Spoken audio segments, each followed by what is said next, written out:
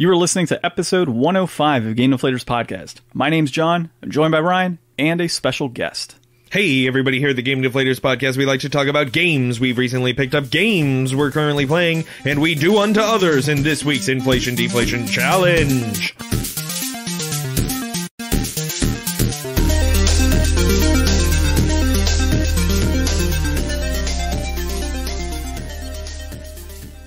So for all of those listening, do unto others, we are talking about the Bible game on the PlayStation 2. And Ryan, there's a good reason we played that game this week. This week we have my buddy Justin in town, and it's a game we've always wanted to play together. Justin? Hello, everybody. I'm Justin. So, so dude, let's go ahead and start off the episode with our recent pickups. Justin's not going to have anything because, well, no, he's got some beer pickups this week since he's been in town. But for my pickups, this week I got Double Dragon, number 1. And that one was on NES. I picked up today, as a matter of fact. Picked up Curious George on the Gamecube today. Curious. And Justin, what the hell is the other game I picked up? He picked up a really nice case of Kirby. Yeah, I picked up a Kirby case, Return to Dreamland. And there was some other game. It's over there. No, it's in the closet in a pile because I put it away for a moment. But yeah, that was my pickup. And I also got, what is it, Tearaway, or what the hell is it called? Yeah, Tearaway on the PS4. Remember we were talking about last week for our PS4 collecting episode? So I was like, that sounds so familiar. I know we talked about it. Yeah. I was trying to remember the name. So I did pick up Tearaway. I figured it'd be a great game to play in the future with my wife. And it's pretty colorful. It's by Media Molecule. So that's my pickups. Justin, before Ryan goes, do you want to tell us about your pickups? Pickups, lots of alcohol and beer that were only made in Arizona because I'm from Miami, Florida. There we go. So we got some good stuff. We got this one called Abnormal, which I don't think you've seen. It's like a California brewery. Straight up coffee. Coffee stuff. So good. I'll have to get you some of that. And then we got him some Adventurous Stills whiskey, which is some good stuff. And some blueberry cider thing in a bottle. That was it was tasty, like dude. $20. And I was like, I gotta get it. That. It was like really good. Big thing with a pop top and everything. Yeah, I've seen that. It was phenomenal. the bottle that attracted me. I just wanted the bottle. I know. I'm a sucker for packaging. Yeah, so good. And then he bought me a Japanese whiskey. I gotta have you try that too. That's Oh man, it goes down so smooth. Hey, remember folks, you can't drink all day if you don't start early. Exactly. So I think I had my beer at 3 o'clock, and I'm like, well, it's 5 over on the East Coast, right? So I think we're good. Well, we do have a coffee beer, so you have that in the morning. It'll wake you up. Actually, it says for breakfast on there. It's interesting. On the can. What are your pickups? So this week, like a good person that pays for PlayStation Plus, I picked up Middle-earth: Shadow of War and Hollow Knight Voidheart Edition. Now, Middle-earth, I have no experience. The last time I played any Lord of the Rings game, I think it was like the Two Towers on Xbox. Oh, yeah, like the third-person action game. Mm-hmm. Those were pretty sick. And I've heard that the Shadow of Mordor was supposed to be pretty sweet. And I think this is the sequel. I think, right? I believe so. Yeah. Yeah, it's supposed to be pretty good too. So I'm actually, I'm not always that into the PS Plus games. They don't always seem like it's something that I really want, but I always go in and kind of add it to the library 90-80% of the time anyways. But that's one I actually might check out and play. And then Hollow Knight Voidheart Edition. I already have Hollow Knight on my Switch, but this one comes with like the DLC and stuff, which I think was like paid DLC that I never paid for. And Hollow Knight was like one of the few Switch games that I actually like preferred to play in docked mode.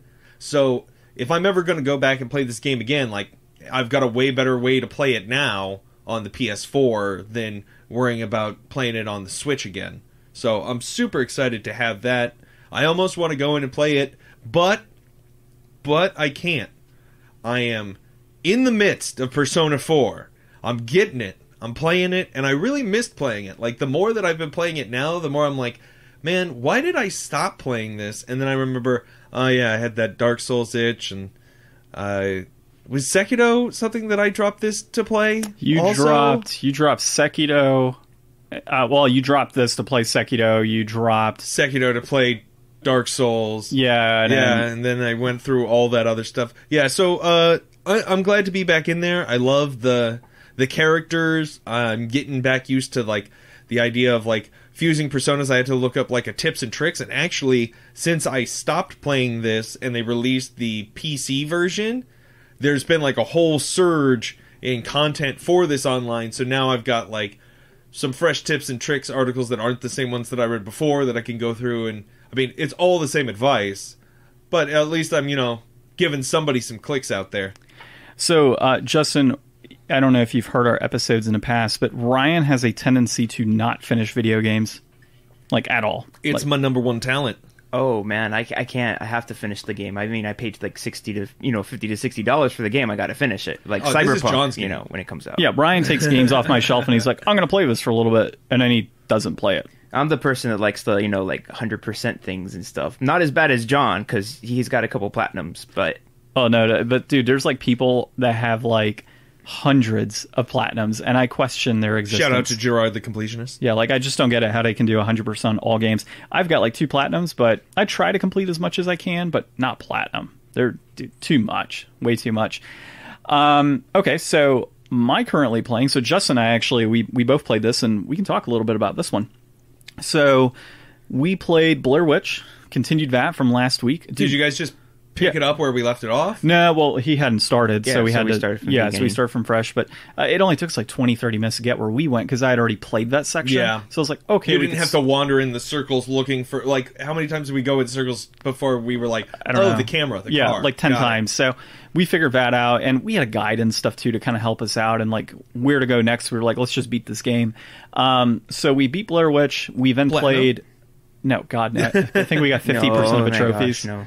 So we also played Limbo and Inside as well, and we beat both of those. I played Limbo before. Limbo's super fun. So I played that on my Vita at an airport years ago. So we both played, obviously those 2 games, and we enjoyed them. But I would say, dude, so out of Limbo and Inside, which one did you prefer? I really liked Inside. It was a little bit easier, more cruising, but I feel like the backstory was more interesting. Like the futuristic type of aesthetic they were going with. Yeah, that like dystopian type of era that they kind of had going for it was awesome. But with Inside, he's right. Like it was much, much easier. We were able to cruise through the levels at an easier pace. There was the one area that we kind of always got stuck in, though, was going to be the water monster. Oh yeah, that water monster was great, man. Oh man, so we're sitting there like I'm half asleep. I was falling asleep in the game because it was so late. But this water monster's there, and it's just like as it's chasing you through the water. You're trying to swim away and get into some light, and you just have to like perfectly time things to get from one platform to the next while swimming. Absolutely insane. So we enjoyed that one a lot. Limbo we played last night and beat it, and it was good, but Inside had the colors going for it, whereas Limbo is just that black and white grayscale type of look. See, you should have played it the other way around. Yeah, and that's the thing. Like, we played first, whatever was there. So. Yeah, so like it's an Inside, Limbo. I'm like, I don't know, Inside came before Limbo, I guess. So let's play it. I don't know the backstory on those as far as like the original story and the background on like the character and whatnot, and why you're escaping this place, both areas, and why you're even going through it. And then it's obviously the disc itself is called Inside/Limbo. So I'm like, okay, so I guess that one's first. Turns out I was wrong. But we did enjoy Limbo. We got stuck on quite a few puzzles, and timing is absolutely have to Limbo be perfect. Oh my god, dude. There's like some that we're just playing through it and we're like, okay, we need to consult Google. Because like there's some that we just could not figure out. And then the ones we did figure out, we knew what to do, but it was just taking forever. Because like he said, timing on like you had to be perfectly timed on some of these to even complete it. So it was fun.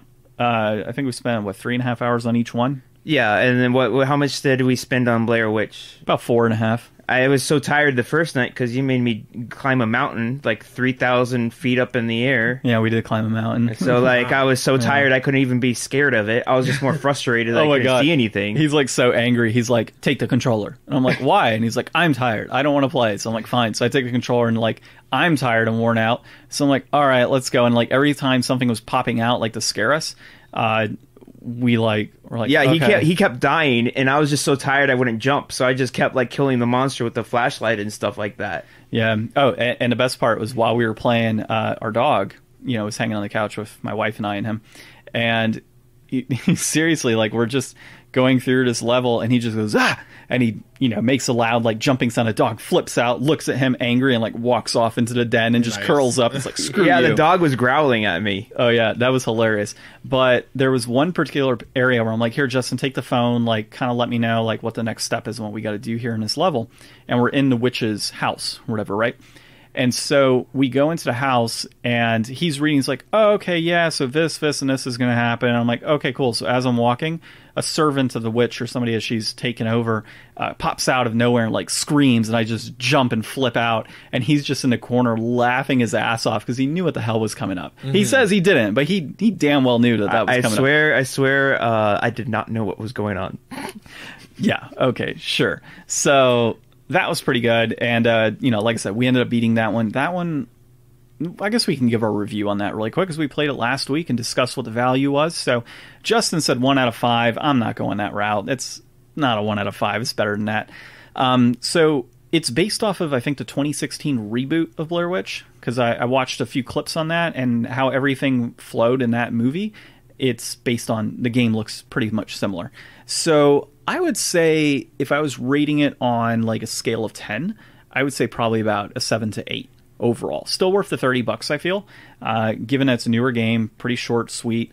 This game, if it was in VR, would be horrifying. I think there is a VR version. Well, yeah, and we had talked about that last week. I haven't confirmed yes or no on that, but if there is VR, horrifying. Like, this would scare the hell out of anybody.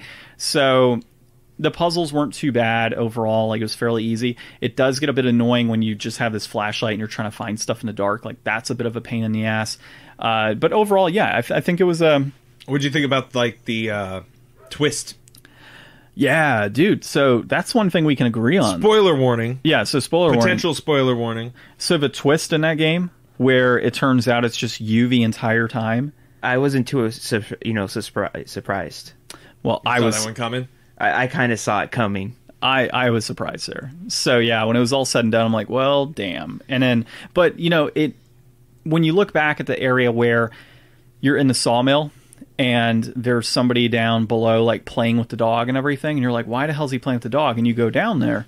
Well, it's kind of crazy because it's like, okay, the dog's playing with that person because it's you.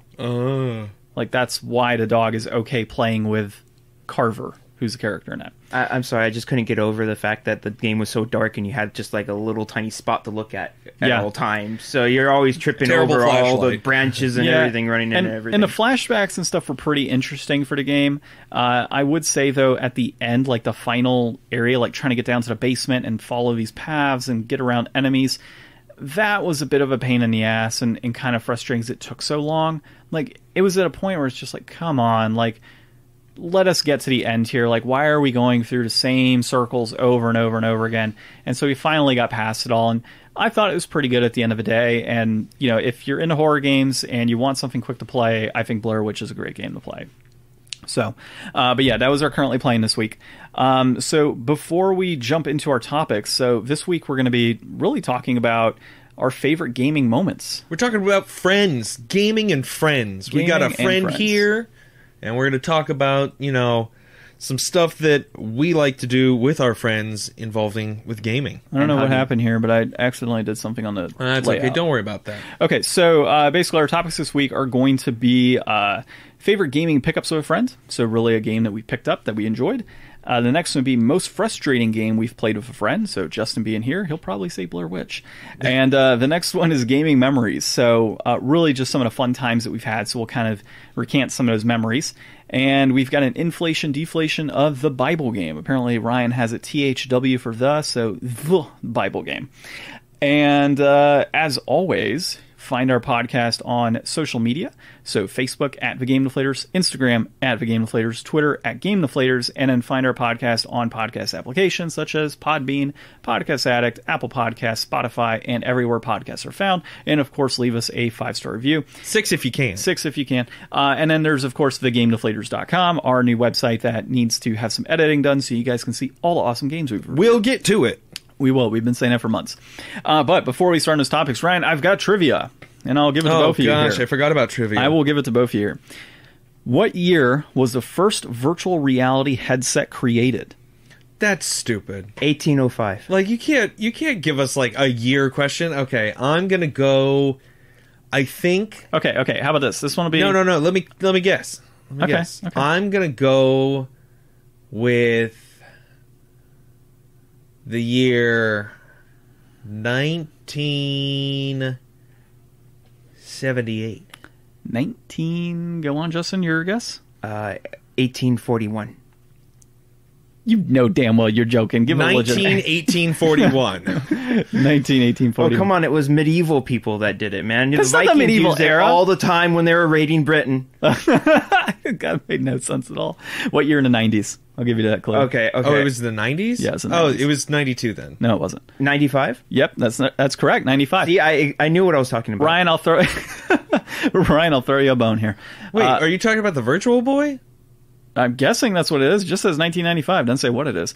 Ryan, what position did the That's creator... a BS question. Well, I strike down your question. It has no answer. I'll give you a better one. What position did the creator of the Game Boy have at Nintendo? This one's very widely known, so if you don't get this one, that's on you. What position did he have? Yeah, what position did the creator of a Game Boy have at Nintendo? He was, like his job title? Yeah, what was his job at Nintendo? He was, I know this one. head of marketing. No. Justin? Janitor. Yep, that is correct. Damn, Ryan. What? Damn. Yeah, he's a janitor. He was a janitor. Yep. Yep. Creator of Game Boy was a janitor. Well, Man, I need to get into janitorial work. I've got a lot of good ideas. Like Yeah, right? swabbing the floor and he's gonna cleaning get things. He's gonna get a janitor job at like Sony. You know what you really need here? Was this the same guy from, gosh, what's the movie where the janitor's like a math guy? I don't know, Ryan. Just as janitor. Good Will Hunting. Yeah. I've With never seen that Robin movie. Williams. Amazing things done by janitors. I want to see a compilation. We should make a book. Okay. So, first topic, guys. Favorite gaming pickup of a friend. Ryan, we'll let you start it off so that way Justin and I can get an idea for how you're going to format this. Well, and also because as soon as you guys started talking about yours, you wanted to steal the exact game and the same memory that I have. Well, that's okay. Well, we could share memories. I think a lot of people out there, though, can relate to this. This was a fantastic time back when I was still in school. Me and my friends, shout out to my buddies Kyle and Tony. Really quick question. You were in school today during the Inflation Deflation Challenge, but I'll let you continue. Okay. So this was back going to GameStop for midnight releases with my buddies and picking up a game. We went out and we got Halo 3. We all went back to our respective homes. We stayed up all night long drinking Game Fuel, playing Halo 3, and I don't think we actually beat it that night, but we had to stop, go to school, and then recollect ourselves after the school day, and finally make the final push through the end.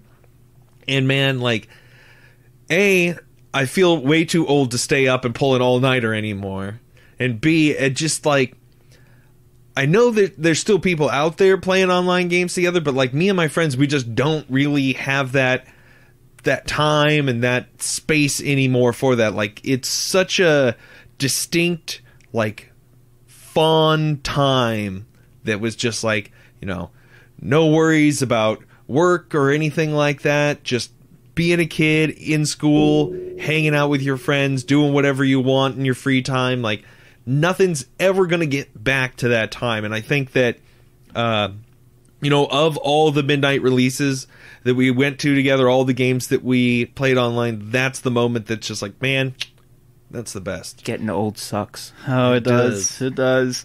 Well, of course, we can always take vacations and still have fun times. We've been doing that this week. But I would say favorite gaming pickup of all time would have to be when I first picked up StarCraft to play on Battle.net with Justin and my brother. And I think I've brought this up in a prior episode where we talked about like some of the greatest gaming moments that we've had. So this topic's a little reminiscent of that. So check out that prior episode. I think it was, in the 70s or 60s we did that episode. But, dude, like, when we first started playing, you would bring the ghost up from is it the Terran? Is that the enemy? Oh, the ghosts. Yeah. The Terran. I think it was the Terran, yeah. Yeah, so, like, we're all playing, and I just hear, like, nuclear launch detected. I'm like, motherfucker. Like, what is going on here? And then it's just like Justin blowing us up with like 10 ghosts, just destroying us while we're trying to build up our armies. We have no idea how to play this game. We're just starting. Justin's a veteran at this point. I played Red Alert 1 and 2. I played it for a long time. I was homeschooled, and that's all I did. Yeah, I did barely any homeschooled, but I did play a lot of Red Alert. So he's over here playing, Red Alert and other types of RTS type games, and just goes and throws a bunch of ghosts on my brother and I, and just destroys our bases all at once. And we had no idea what was going on. Luckily, my brother and I decided to learn during our time off, and we were able to make it a little more challenging. But dude, some of those Battle.net games were absolutely hilarious. And of course, like, whenever we would build up, like I would build up to Protoss, you would typically play Zerg. I loved Zerg. Yeah, the entire swarm aspect of StarCraft was great. Zerg was obviously the best because of the Zerg rush and everything, being able to kill an enemy really quick. Well, no, they weren't the best. It was a balanced game. It's a balanced game because, like, if the Zerg don't win in the beginning, they ain't winning in the end game. Yeah, that is true. But if you can Zerg rush somebody fast enough, you're pretty screwed. Yeah, I missed out on StarCraft 1. I didn't really pick up StarCraft until StarCraft 2 came out. Oh man, that one's good too. They're both good. So hard. I don't have I can't get that clicks per minute high enough to do anything, and I always get too frazzled. And I like playing the Terran, and I like moving my bases around. Yeah, you don't want to get carpet tunnel. Dude, I used to love playing Protoss. Like, that was always the best, and having just wrapping your whole thing with the proton cannons along the edges. So anybody's like, I'm gonna fly into your base. No, you're not. Just destroying everything that comes in. Good stuff. So, Justin, would that be on the top of your list, or what other gaming pickups would you say would be on the top? I gotta say, we played a lot of games. We played God of War. We played Ratchet and Clank. Ratchet and Clank a Going lot. Commando. I got him into Ratchet and Clank. That game was so great. It was just absolute fun. You're not even trying to win. You're just playing the game because it's fun. So he had actually picked up Ratchet and Clank, or was it Mina picked it up and I just brought it over? I don't recall. I had it, and then you came over and you played it, and you're like, holy crap. I had to buy it myself. But yeah, so we played Going Commando, and we just straight up played the arena for hours upon hours until we beat the arena. There was a time, remember when you had God of War, I think it was 2, and your girlfriend was trying to call you, but I wouldn't let you answer the phone because I just wanted to play more God of War? He was like, you're not picking up. You have to play this game with me. I'm like, we played it all night long. We played it 2 days straight. And needless to say, she was pissed. Oh, she was really mad. She was pissed. That was probably when she hated Justin. She's always hated me. It's It's okay. Well, yeah. Well, good thing we're not with her anymore. Okay. Most frustrating game, Ryan. So, most frustrating game played with a friend. I tried really hard to think about this, and I mean, with the ease of which I give up on games, I don't encounter a lot of frustration in gaming out there, and usually, my friends and I, it's one thing to, get your ass handed to you in games. That's not really what I would call frustrating. That's just not being as good, but still having a good time. The number of times that I've gotten, absolutely destroyed by, my friend playing as, Pit or Meta Knight, and there's just nothing I can do to counter them. That's not frustrating. That's just fun. But this podcast has really exposed me to some things. And me and John were going back through, kind of looking at some games, and not all the games that we played have been great, but I think that we could both agree that Parappa the Rapper was a frustrating game to play. No matter how hard we tried to really understand, the mechanics, the timing just never really seemed to work. We just couldn't do it, and it didn't seem like it was really our fault. And I know that there's a lot of sentiment online, and I've heard people talk about the controls of Parappa the Rapper, and it can be a tough game to play. So I think I'm gonna have to go with that. There's probably something else out there. I always have a hard time when we play Sega games. I remember Alien being really hard. I remember Alien's phenomenal, dude. Wampum was tough for me. That was good too. I'm not saying they're bad games. I'm just saying some of those old school platformers are not really my jam, so they could be frustrating for me because I just or Sega games because who has 3 buttons on a controller, really? Well, I mean, there's 4 on a Sony 6, controller. Yeah, it was 6 on some, and then there's they 4 on They don't even know. They don't even know. There's too many options. They don't know what they're doing. Well, at least it's not the Dreamcast, because oh my God, that controller's brutal. Okay, so... Blue Stinger, that was kind of frustrating, because, I mean, it was kind of the disc's fault. Yeah, it wasn't our fault. But, game like, the itself wasn't bad. unskippable cutscenes and the... Yeah. It wasn't great. I would agree. There's lots of games that... Frustrating is such a hard thing. Like, I'm getting frustrated just trying to think about it right now. So, dude, I think for my frustration, it would have to be either Mad Maestro. That was pretty frustrating for me. I could never get the timing right on that game. Parappa the Rapper, I could, get it pretty close for the most part, and I enjoyed it for what it was. The other one would probably be, I'd say F-Zero. No, that IGPX game we played. That game was super frustrating because I could just not figure it out. It just wasn't that good. At least from what I remember. You remember the final level of Miss Spider? What the hell was the final level? Remember, it was like the matching the mosquitoes, but like we literally couldn't get it. Oh my god, yeah! Like it's a game for kindergartners, and like we could not get that game because of it was like on my 4K TV, all the colors blended together, and you couldn't tell what the hell was what. That was frustrating. Pretty brutal as well.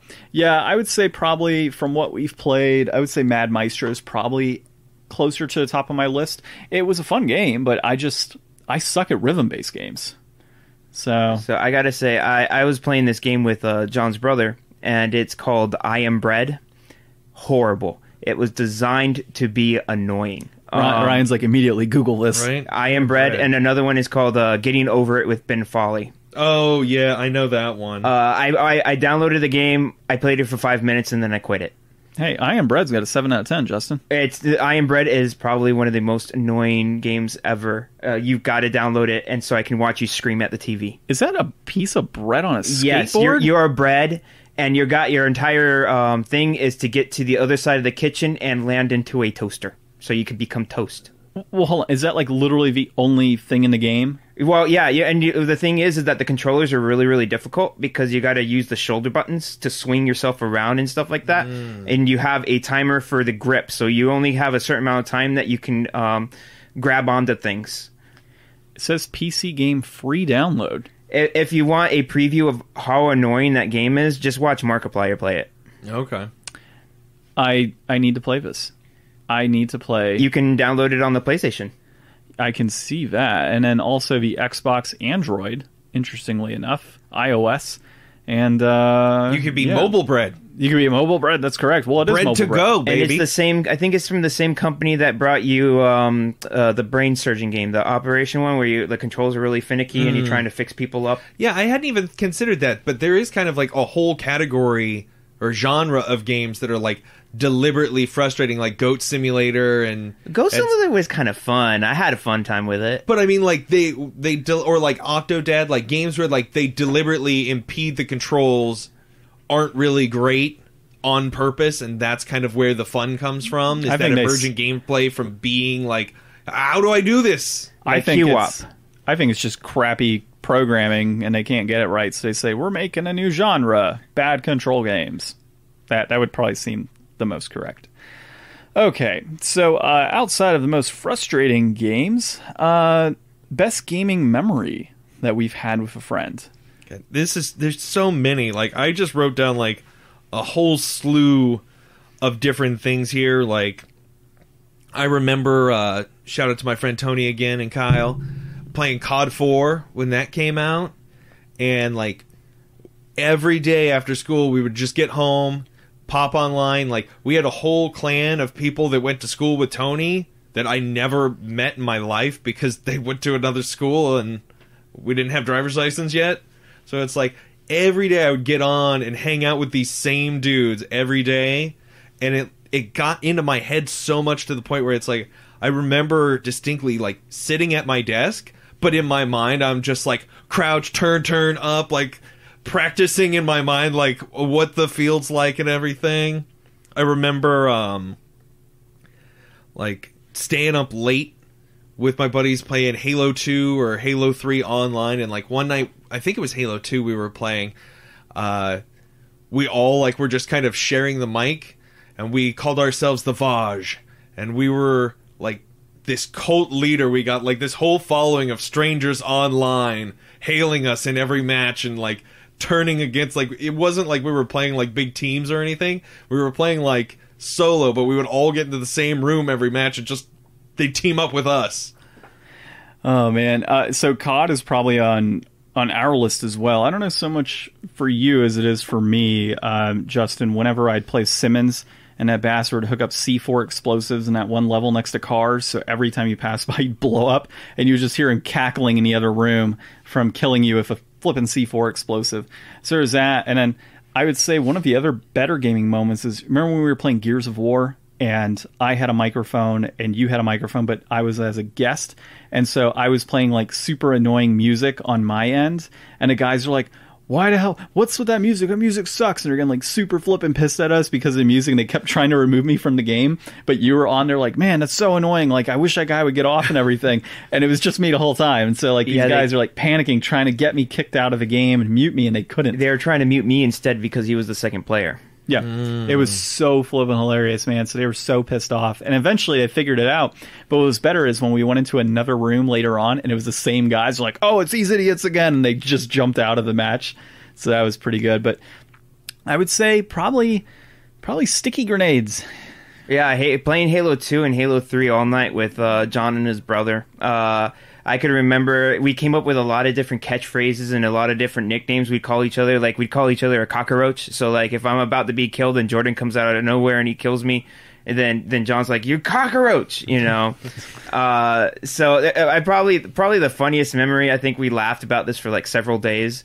Jordan gets into the Ghost with a rocket launcher, and he flies above. It was a Banshee. It was a Banshee. Yeah. The Banshee where you can fly around, and he gets in the Banshee, and he gets off of the Banshee in midair, looks at the Warthog, because I'm driving a Warthog with John on the back and the gunner, and he blows both of us up out of nowhere. Oh my Dude, gosh. it was the funniest thing when looking at it from our perspective, because we're just like driving in Blood Gulch, no issue whatsoever, and then I'm looking up with the gun, like trying to shoot it, and I just see a guy falling from the sky, rocket launcher in hand, aiming down, and then just launches and blows both of us up. It was by far the most hilarious kill I've ever seen. And at that point, we were land up, so we had two Xboxes, one of us on the other side of the house, and the other, two players on. I think TV. at one point we had 3 Xboxes, because I had an Xbox, your brother had one, and then you had one. That's right, and then we played one in one room, one in my room, and then one upstairs. This was the day before. This was the time before Wi-Fi was big, so we had this LAN used huge to be so LAN hard. cable. Yeah. We had this like 200-foot LAN cable running through your house. All I know is it's a long ass LAN It's cable. CRTs. There was no flat panel TV, so you had to have like big, heavy TVs. Oh yeah, and I brought over my modem so that way we could hook all the landlines my together gosh. with all the It used to be systems. so. You young people today, you've got it so lucky.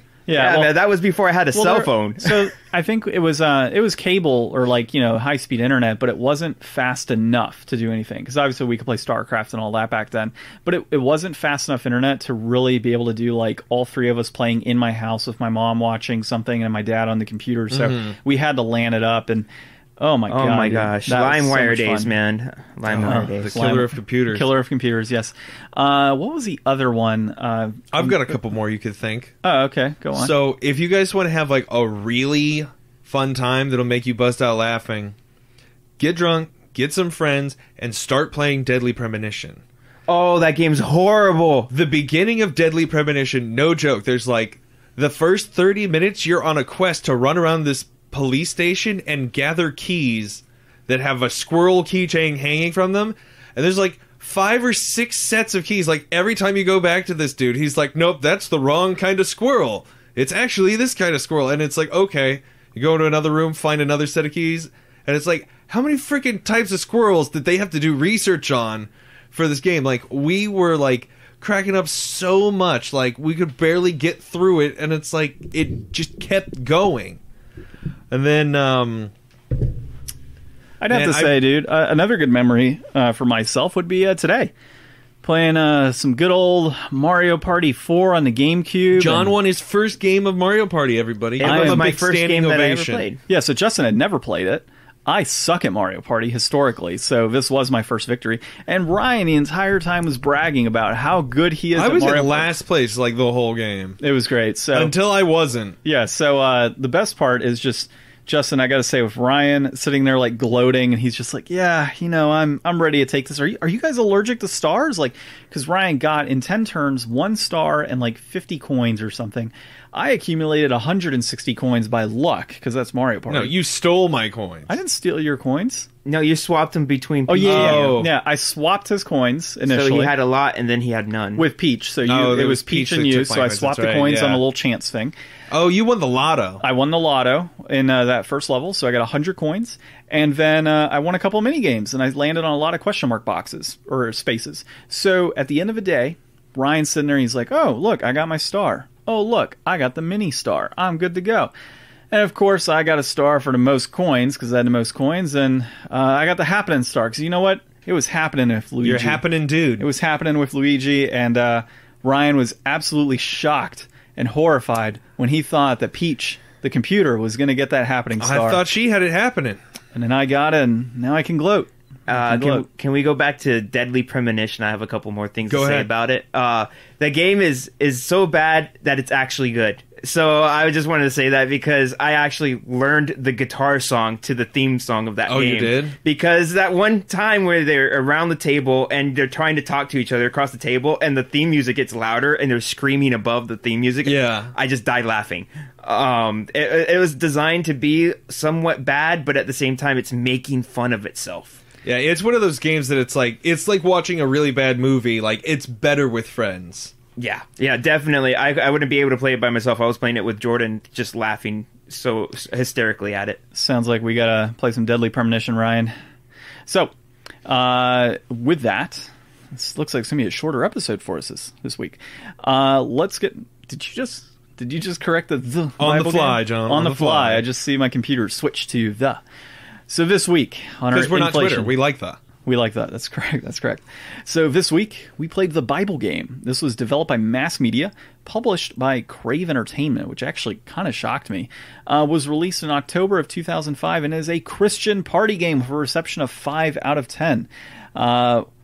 Let's start with Justin. Look, we've been wanting to play this game for, I don't know, 15 years or so now. I didn't even know this game was a thing. John was like, Justin's going to be in town. We've always wanted to play the Bible game. I bought it, and I was like, all right, let's see what happens. So the start of this game, I used to work at Hollywood Video. Remember Blockbuster? Yeah, they were the equal opposite. It was there on the game shelf, but we never played it because it was kind of like, it's funny enough to play, but we just never rented it. We don't want to waste You our know money. you're not going to get your money out of it in the long run. Oh, I got my money out of it today. 100%. I have got a reason for that too, Ryan. But not when you're a kid, and that's your game for the weekend. Yeah, that's true. Except Justin used to get free rentals, so I don't know why we never got it. Maybe because we just laughed at it so much, and we're like, no, we'd never play that. We just kept making fun of it. I think that's what it was. It was just shocking to see the Bible game and have like a whale swimming on the front, and then just the Bible game in big letters. So, yeah, dude, I don't know how we went this long without playing it. But what were your thoughts? I'm trying to behave myself right now. It was decent. The music is very Christian rock, kind of like a Reliant K, Skillet type of vibes. It actually wasn't bad. No, the music was pretty good. The graphics was pretty good, considering how much they don't have to move around a lot. You know, it's kind of like a game show type of thing. For being a PS2 game, it looks really like a shovelware Wii game. Yeah, actually it does. Like, it wasn't bad graphically. The mini games were decent. There's this one game where you have like a line thing and you're going like a snake type of vibe, and I kept screwing John over. That pissed me off by just following in his footsteps, and he could never make a square to get any points whatsoever. But he won the game. The whole thing. I was straight up winning in that one with the little arrow to knock down as many. I don't even know why that fits into the Bible game. I guess you're knocking down a wall of some sort. It was the Tower of Babel. Oh, okay. Yeah. Oh, that makes sense. Okay, so yeah, we're trying to knock down a Tower of Babel, which apparently was never ending. But I'm knocking it down, and Justin's like, "Oh, I'm just going to follow you." And so if you go over somebody's line, it erases the person in front of them. So he just literally, like, I was winning that whole thing, and I ended up losing by 50 points because he kept chasing my ass down. I hate you. It was wonderful. Yeah, that was pretty Best brutal. friends are awesome. Yeah. It was an interesting game. Like, I've not quite seen a party game lined out like this. Like, it's you're all kind of standing there Jeopardy style, and it gives like the player the opportunity to spin or randomly decide on a block that's on like weird it's not ass like grid. spinning a wheel. There's like a shaped grid with different colored spots which each have a different point value on them, and it would randomly flash around like Simon says, and I guess you picked one and there would be something under there, either like you would get or give points to somebody, or you would play a game, or you would all play a game. But then after that, they gave you the opportunity to pass to somebody else or just keep going. So John quickly figured, well, if I just don't let anybody else get to choose anything, the only way they can get points is by playing a game, and I'm gonna I've win. got all the chance at winning the game there as well. So like he just like skyrocketed through the points. Yeah, it was like trickle-down economics. That's pretty much what it amounted to. So I ended up with like, I think it was like 4,500 points in a round. You had or like something. enough like for everybody else's points totaled together, I think. It was pretty almost. brutal. And the fact that I was getting some of them, like I've got the crafty animals, a serpent. I knew Gideon was one of the answers, so I got that one. And There was lots of, Bible-related trivia. Yeah. Obviously, all of the games were like themed somehow. Like the games themselves really were very like super basic. probably the most basic I've ever seen. Like way less than what you would see in like a Yeah. Mario Party. Like a low-grade Mario Party game. It's interesting that we actually played both of those games today back to back. Yeah. Come to think of it. Yeah, and actually, and what's funny is I had mentioned in the middle of playing, I was like, yeah, this definitely kind of feels like Mario Party because we all get the opportunity to play. Now, the interesting thing was that you don't really, like, there were multiple times where everyone got points. And I was like, okay, cool. But my favorite moment had to be where it was like, choose what happens. Like, the Lord is deciding what happens. And it said, everyone gives you 150 points. And Justin's like, that's not fair. I'm like, the Lord giveth and the Lord taketh away. So that was like communism to me. that was hilarious. There was a great moment where the I don't know if the developers did this on purpose or they just had an oversight, but you've got like a stone tablet and it's like, okay, put the 10 commandments in order, but they randomized them, but they left the numbers next to the words. So all you had to do was put them 1 through 10. Like you didn't even have to read any of the words to put them in the correct order. Basically, how fast can you count? Yeah. Yeah. And he didn't even finish it. No, I didn't because there wasn't enough time. And it was like go ahead and outline the map. Like, where are your map skills? Like, outline the Middle East. I'm like, what? And I quickly noticed the borders, but there was like 30 seconds to change around like 20 blocks. It was damn near impossible. Like, can you imagine a little kid trying to play this? Yeah, I don't feel like I really learned much. Like, I feel like this is supposed to be an educational game, but I don't really feel like there was a lot of opportunity to gain knowledge because it is like mini games and it is like quick questions and answers. Like, I feel like a better educational game takes time to make you understand what you're learning, not just throw information at you. And I think that what they were trying to accomplish here is like, let's make it fun for kids, you know, Bible verses and discussing things. But like in that Ring game, like I could hear that there were like Bible verses being recited in the background as it was like this like But super could you calming focus music. on it? But no, I couldn't because my focus was on the rings and trying to get as many points as I could. So like it was never a mindset of like, let me listen to the Bible verses and what's going on. So yeah, I could totally see where there's a missed opportunity for them and the audience that are trying to target. And of course, you know, have a good game. So it got 5 out of 10. So like, that's not terrible. I mean, it's 50%, for a game of this nature. It's actually more than I thought it would be. I agree with the rating. Yeah. I feel like this game was designed not really for like this is my take. Somebody out there was like, there's kids that's parents aren't going to let them get a PS2. If we make this game, then they could be like, Mom, I want the Bible game, get me a PS2, and then they can ease their way into real gaming afterwards. Like, this was like a way to get one over on somebody that was going to block you from getting a PS2 because there was this good option. Yeah, and I don't know how many games on the PS1 or even PS3 had like religious type games. I know the Nintendo. I've heard of Captain Bible. Okay, on the PS1? No, it might be a PC game. Okay, if it's on PS1, I'll look into it, because that would be an interesting follow-up down the road. God bless those type of games to help us all become gamers. Yep. But, the Nintendo had various religious-based games that they sold, I think it was in Bible stores, if I'm correct. So there's tons of history behind these types of games, and this was just one of those. And I thought it was, we had some fun, for sure. And I paid initially $10 for this game, for the copy I got.